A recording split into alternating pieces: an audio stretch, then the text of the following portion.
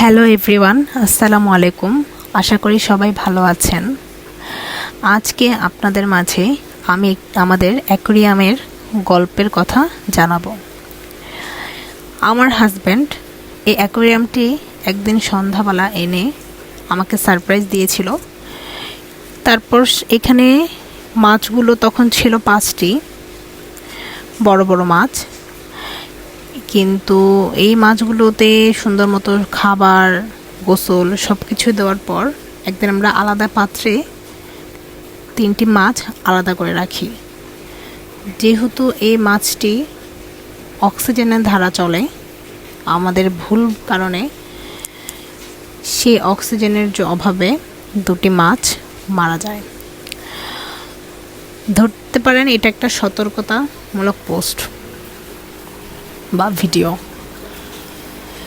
আপনারা যারা অ্যাকোয়ারিয়ামটি কিনতে চান তারা অ্যাকোয়ারিয়াম সম্পর্কে খুব ভালোভাবে ধারণা নিয়ে তারপর কিনবেন।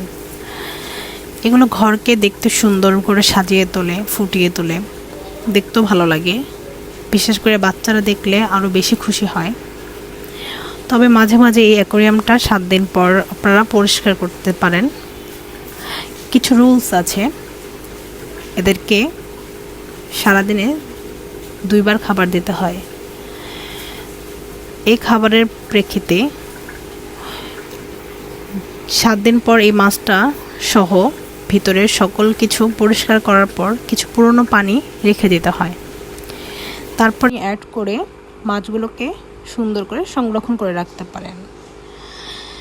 এভাবেই আপনারা অ্যাকোয়ারিয়ামটা বাসার মধ্যেই এনে সুন্দরভাবে সাজিয়ে রাখতে পারেন ঘরের মধ্যে। আজকের ভিডিওটি এই পর্যন্তই। আমাদের ভিডিওটি ভালো লাগলে আমাদের ভিডিওটিতে লাইক, কমেন্ট, শেয়ার করতে ভুলবেন না। আর অবশ্যই সাবস্ক্রাইব করে দিবেন।